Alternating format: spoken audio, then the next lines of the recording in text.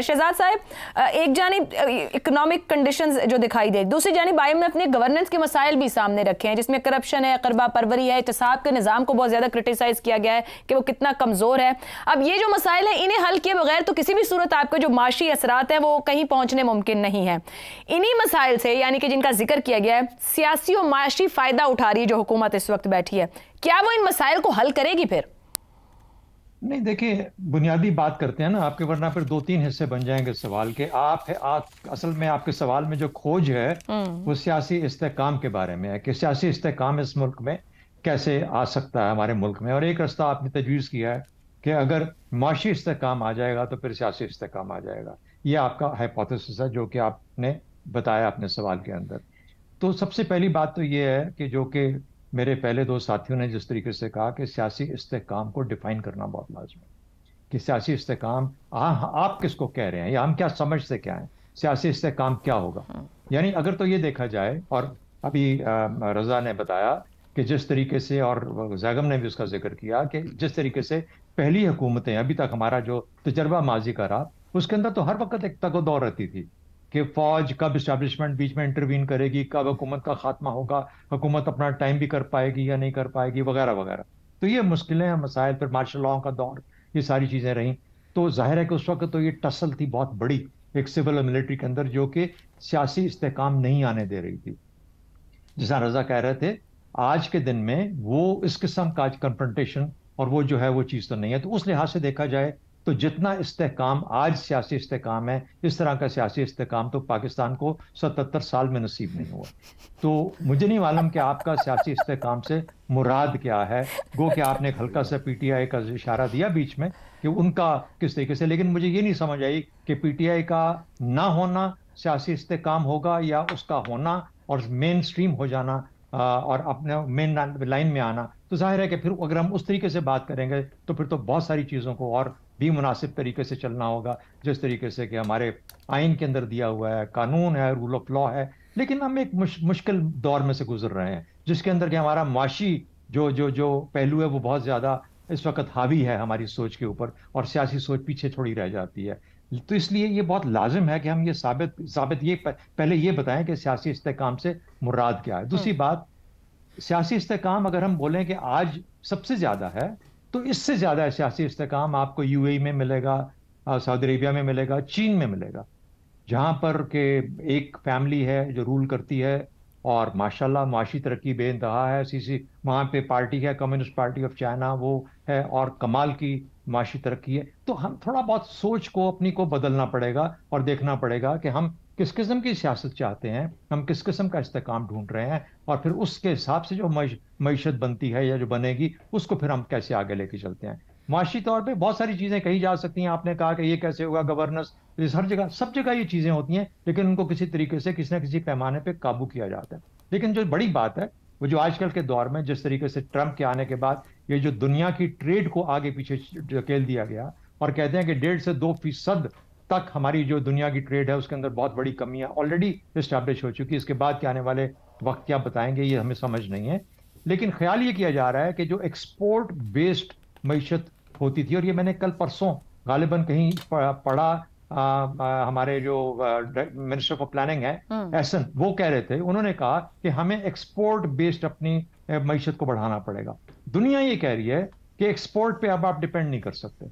अब आपको बुनियादी अपनी जो ताकत है, हर कौम को अपनी जो ताकत है, माशी ताकत, उसकी बुनियाद पे। तो हमारे यहाँ क्या है, फूड सिक्योरिटी, 25 करोड़ का मुल्क है। खुदा न खास्ता अगर इनको भूख और अफलास कहीं फैल जाए, कहत आ जाए, तो किस किस्म की डिस्ट्रप्शन होगी। तो उसके लिए हमें सबसे पहले जो फूड सिक्योरिटी है उसको इंश्योर करना है। तो जो मईशत है इसकी भी नौयत और हैयत बदलती जाएगी। सही हो गया। तो मेरा ख्याल है कि हमारे सवालात के अंदर वो जो आम तौर पर हम जो एक रूटीन बहस करते हैं उससे हटके मामलात बहुत ही सीरियस हैं, और हमें सियासत को भी डिफाइन करना बेहतर पड़ेगा। हमें क्या कबूल है, किस हद तक कबूल है, कहां तक अपने आप को रखना है, और उसके बाद फिर मईशत को भी डिफाइन करना पड़ेगा। जो जो दुनिया की मईशत बदल रही है ہم اس کے حساب سے کس طریقے سے اپنے انداز کو بدل رہے ہیں اور پرانے طرزوں سے ہٹنا پڑے گا. حماد غزنوی صاحب، ہم بدلیں گے اور ہٹیں گے کیسے؟ باتیں تو بہت ہوتی ہیں، ہمارے یہاں تمام ہی لیڈرز کرتے رہے ہیں، پولیٹیکل جائزاری تک ہمارا ایک کانسٹیٹیوشنل نظام ہے اور پولیٹیکل جماعتیں گورن کرتی ہیں. اویلیبل معاملات، وسائل یا نظام کے اندر ہی بہتری لانے کی کوشش کی جائے گی، یا پھر آپ ایسے قوانین بنا دیں بیٹھ کے پارلیمنٹ. اب گورننس اور اسٹرکچرل ریفارم سب نے اس کو بدلنے اور بہتر کرنے کی کوشش کی ہے، اور ابھی بھی یہی پوائنٹ آؤٹ کیا گیا جتنی رپورٹ سامنے آئی ہیں. ہم لانگ ٹرم نہ سوچتے ہیں نہ پلان کر سکتے ہیں. یہ جو اس وقت معاشی اشاریے دکھائی دے رہے ہیں، یہ ماضی کی طرح ببل ہی ثابت ہوں گے پھر؟ ڈرتے تو ہم یہی ہیں، کیونکہ آپ اگر ان کو غور سے دیکھیں کہ ریمیٹنسز بڑھ گئیں تو ساتھ آپ نے بتا دیا کہ بھئی عید آ رہی ہے، ایک مہینہ ہے خاص طرح کا. اس پہ بڑی ڈیٹیل ہے نا کہ وہاں پہ کیا ہمارے لوگ بڑھ گئے ہیں، یہ کون سے خطوں سے زیادہ ہوئی ہے ریمیٹنسز. اس کی ڈیٹیل میں جاتے جائیں گے تو آپ کو اندازہ ہوگا کہ یہ کوئی ایسا فینومینن نہیں ہے جسے ہم اپنی کامیابی قرار دے دیں. یہ اس سے کوئی تعلق نہیں ہے اس بات کا. اسی طرح ہم فچ کی ریٹنگ کا بار بار تذکرہ کر رہے ہیں. فچ کی ریٹنگ کیسے بہتر ہوتی ہے ہمیں تو اندازہ ہونا چاہیے اس بات کا. ہم ایک فریم ورک میں چلے گئے IMF کے ساتھ، ہم اسے بڑی ایمانداری سے اور بیبے بچوں کی طرح فالو کر رہے ہیں. تو وہ سارا ویسٹ مطلب وہ سارے جو ادارے ہیں وہ اس وقت سمجھ رہے ہیں کہ پاکستان آن بورڈ ہے اور پاکستان بالکل اس راستے پہ چل رہا ہے جو اس کو بتایا گیا، اس کی وجہ سے ہماری ریٹنگ بہتر ہو رہی ہے. اور جو اشاریے بھی آ رہے ہیں وہ اس فریم ورک کا حصہ بننے کی وجہ سے ہیں. اگر ہم پہلے اس کا حصہ بن جاتے یا ہم اس معاہدہ نہ توڑتے جیسے ہم نے کر دیا تھا خان صاحب کے آخری دنوں میں، تو یہ لگ بھگ وہی صورتحال ہے. لیکن اس میں جیسے آپ نے کہا نا ببل نہ ثابت ہو، ہمارے اندیشے یہی ہیں کیونکہ ہم ڈسے ہوئے لوگ ہیں. ہم نے ماضی میں کئی دفعہ دیکھا کہ بڑے اچھے اشاریے آ رہے تھے، ہماری 6% گروتھ ہم نے کئی دفعہ سنا. وہ پھر اس کے بعد کیا ہوتا ہے اس گروتھ کا؟ وہ دھڑام سے گرتی ہے منہ کے بل، اس لیے کہ اس کی بنیادیں مضبوط نہیں ہیں. اور جیسے ہم دوست بھی کہہ رہے ہیں کہ آپ بنیادی دیکھیے کہ آپ کیا تبدیلی لائیں. آپ کی پروڈکشن میں کوئی تبدیلی آئی ہے، پروڈکشن کے نظام میں وہ بڑھ گئی ہے، چاہے وہ زرعی ہو یا انڈسٹریل ہو. اور آپ کی جیسے یہ بڑی اہم بات ہے کہ آپ کی ایکسپورٹس جو ہیں، آپ کا ٹریڈ ڈیفیسٹ جو ہے وہ کیا کم ہوا ہے. وہ آپ زیادہ آپ کی گوڈز جو ہیں وہ انٹرنیشنل مارکیٹ میں کمپیٹیٹو ہو گئی ہیں. آپ نے ایسی پروڈکشن شروع کر دی ہے، کوئی بجلی کا ایسا معاملہ آپ نے ذرا قیمتیں کم کیا، کیا آپ نے انسینٹیو دیا جس کی وجہ سے آپ کی انڈسٹری، چاہے ایگریکلچر سائیڈ ہو وہ، چاہے وہ دوسری ہو، یا جو دنیا میں نئی چیزیں آ رہی ہیں ان میں کیا آپ نے AI میں کچھ ایسا اپنا سسٹم بنا لیا ہے، کچھ ایسے ادارے بنا لیے ہیں کہ ہم سمجھیں کہ 2-4-6 سال میں آپ ملک کو آگے کی طرف لے کر جائیں گے؟ ایسا تو کچھ بھی نہیں ہوا. پھر کیا ہوا ہے؟ یہ تو میں نے یہ ساری جو گفتگو کی میں نے یہی عرض کرنے کی کوشش کی. مثلا آپ دیکھیے کہ ہم نے ہماری معاشی ترقی کا راز جو ہے وہ ہم معدنیات ڈھونڈ رہے ہیں. یہ بری بات نہیں ہے، لیکن میں یہ کہہ رہا ہوں کہ یہ بھی ایک خواب ہے کہ وہاں سے سونا نکلے گا، وہاں سے دھاتیں نکلیں گی، یہ چلتا رہے. لیکن یہ ایسی بات نہیں ہے کہ ہم اپنی ریسٹنگ آن دا ہورس کے ہم اپنے چپو چھوڑ کر کشتی کے اب اس انتظار میں بیٹھ جائیں. ہم جیسے چل رہے ہیں کیا ہم لانگ ٹرم چل رہے ہیں یا پھر ہم ایک بار 2, 2.5, 3 سال کا سوچ کر ہی چل رہے ہیں کہ وقت گزارو؟ ڈانگ ٹپاؤ نہیں ہوتا پنجابی میں. عرض کروں میں نے یہی تو بات کی کہ یہ بنیادی جو تبدیلیاں ہوتی ہیں، اسینشل چینجز جن کے اوپر مضبوط بنیاد فراہم ہوتی ہے اور پھر وہاں سے ایک عمارت تعمیر ہوتی ہے جو دور تک جا سکتی ہے اوپر. بہت ہی شاعرانہ بات اب آپ نے کر دی ہے. وہ تو ہم نے سوچی نہیں کہ ہم نے بنیاد رکھنی ہے اور وہ وہاں تک جانا ہے. آثار ہمیں نہیں نظر آ رہے. میں آخری فقرہ بول دوں، آپ جب سڑک بنانی ہوتی ہے نا آپ نے، تو آپ کہتے ہیں ہم پیٹرول مہنگا بیچیں گے.